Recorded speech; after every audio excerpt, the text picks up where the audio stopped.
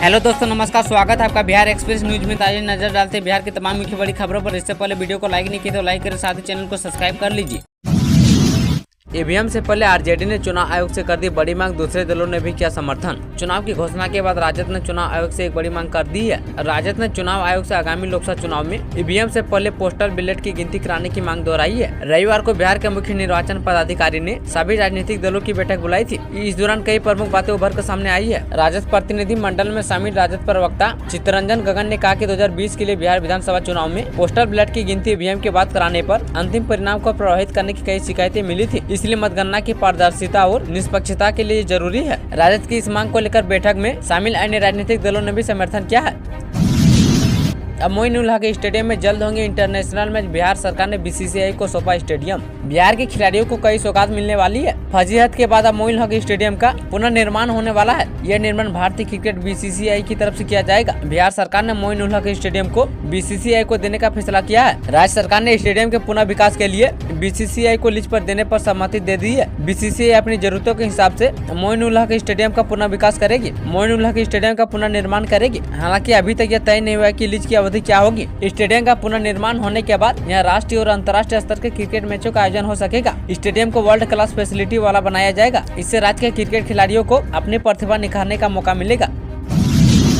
बिहार आरा में truck car की टक्कर में मासूम की मौत, पिता की हालत गंभीर। आरा में एक भीषण सड़क हादसे का शिकार आधा दर्जन लोग हो गए हैं। ट्रक और कार की टक्कर में एक मासूम की मौत हो गई है, जबकि उसके पिता सहित कुल 5 लोग जख्मी हैं। भोजपुर के बीजा में यह सड़क हादसा हुआ है। मृतक बच्चे के पिता की हालत भी गंभीर बताई जा रही है। सभी जख्मी को आरा सदर अस्पताल रेफर किया गया है। बनारस से लौटने के दौरान एक परिवार इस सड़क हादसे का शिकार हुआ है। वहीं सड़क हादसे की सूचना मिलने के बाद बीजा थाने की पुलिस मौके पर पहुंची और जाँच में जुट गई है।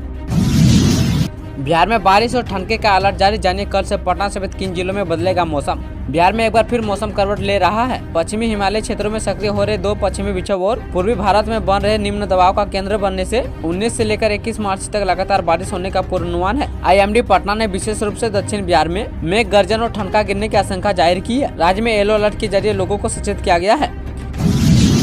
Bihar board inter result date की घोषणा जल्द होगा जारी। बिहार बोर्ड से इंटरमीडिएट की परीक्षाओं में भाग लेने वाले स्टूडेंट के इंतजार अब जल्दी खत्म होने वाले हैं, क्योंकि रिपोर्ट एवं पिछले वर्षों के पैटर्न के मुताबिक रिजल्ट 20 मार्च से 24 मार्च के बीच कभी भी घोषित किया जा सकता है। ऐसे में अब रिजल्ट जारी होने में कुछ ही दिन शेष बचे हैं। नतीजे जारी होने से पहले आपको बता दें कि रिजल्ट की घोषणा प्रेस कॉन्फ्रेंस के माध्यम से की जाएगी। जैसे ही रिजल्ट की घोषणा प्रेस कॉन्फ्रेंस में होगी, वैसे ही नतीजे का लिंक बिहार बोर्ड के ऑफिशियल वेबसाइट पर जारी किया जाएगा।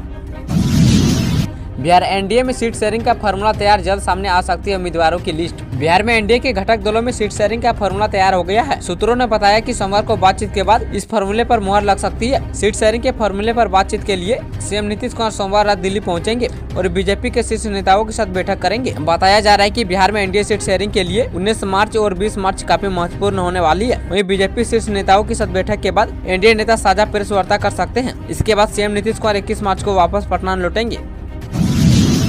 लोकसभा चुनाव को लेकर एक्शन में दरभंगा पुलिस, पिस्टल कारतूस के साथ 2 बदमाश गिरफ्तार। लोकसभा चुनाव को देखते हुए दरभंगा पुलिस अलर्ट मोड में आ गई है। दिन रात सड़क पर अलग अलग जगहों पर वाहन चेकिंग की जा रही है। इसी दौरान लहरियासराय थाने की पुलिस ने सीआईएसएफ जवान के साथ 2 बदमाश को गिरफ्तार किया है। आरोपितों के पास से पुलिस ने एक पिस्टल और 4 कारतूस बरामद की है। पुलिस का कहना है कि मामले में कार्रवाई की जा रही है। दरअसल पंडासराय गुमती के पास वाहन चेकिंग की जा रही थी। इसी दौरान बाइक पर सवार 2 शख्स गुजर रहे थे। वाहन चेकिंग होता देख बाइक सवार भागने लगे। तभी मौके पर तैनात जवान ने खदेड़ कर दोनों शख्स को पकड़ लिया। लालू यादव की बेटी रोहिणी आचार्य लड़ेंगी सारण से चुनाव, आरजेडी कार्यकर्ताओं ने की मांग। निर्वाचन आयोग ने आगामी लोकसभा चुनाव का ऐलान कर दिया है। देश भर में 7 चरणों में चुनाव होंगे, जबकि 4 जून को मतदान होगी। चुनावों की तारीखों के ऐलान के बाद राजनीतिक पार्टी ने अपनी अपनी तैयारी शुरू कर दी है। अब आरजेडी कार्यकर्ता पार्टी प्रमुख लालू यादव की बेटी रोहिणी आचार्य को बिहार की सारण लोकसभा सीट से चुनावी मैदान में उतारने की चर्चाएं चल रही है। हालांकि आरजेडी ने अभी अपने प्रत्याशियों का ऐलान नहीं किया है। रोहिणी आचार्य को सारण से चुनावी मैदान में उतारने के बारे में आरजेडी एमएलसी सुनील कुमार सिंह ने कहा कि कार्यकर्ता की मांग है कि सिंगापुर में रह रही लालू यादव की बेटी रोहिणी आचार्य को लोकसभा चुनाव लड़ना चाहिए। उन्होंने इस संबंध में सोशल मीडिया पर एक पोस्ट भी लिखी है। उन्होंने अपने पोस्ट में रोहिणी आचार्य के साथ तस्वीर सजाकर लिखा, सारण प्रमंडल के समस्त पार्टी कार्यकर्ताओं की इच्छा है कि रोहिणी आचार्य को सारण लोकसभा से राष्ट्रीय जनता दल का प्रत्याशी घोषित किया जाए।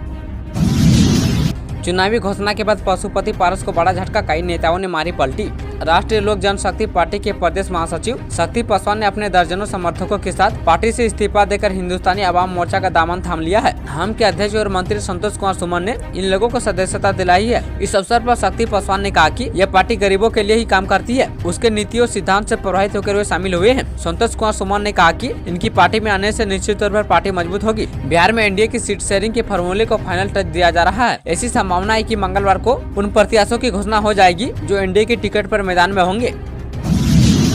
बिहार समस्तीपुर स्टेशन के प्लेटफॉर्म नंबर 1 पर लगी आग मची अफरा तफरी। बिहार के समस्तीपुर स्टेशन पर सोमवार को उस समय अफरा तफरी मच गई जब प्लेटफॉर्म संख्या 1 पर वाटर कूलर के वायर में अचानक आग लग गई। आग लगने की सूचना मिलते ही प्लेटफॉर्म पर अजीबोगरीब माहौल बन गया। हालांकि आरपीएफ एवं रेलवे के सफाई कर्मियों के प्रयास से आग पर तत्काल कंट्रोल कर लिया गया है। अन्यथा किसी बड़ी घटना से इनकार नहीं किया जा सकता था। इस घटना में किसी के हताहत होने की सूचना नहीं है, लेकिन यह हादसा अगर रात के समय होती तो किसी बड़ी घटना से इनकार नहीं किया जा सकता था। फिलहाल इलेक्ट्रॉनिक विभाग वायर को दुरुस्त कर इलेक्ट्रॉनिक चालू करने के प्रयास में जुटी है।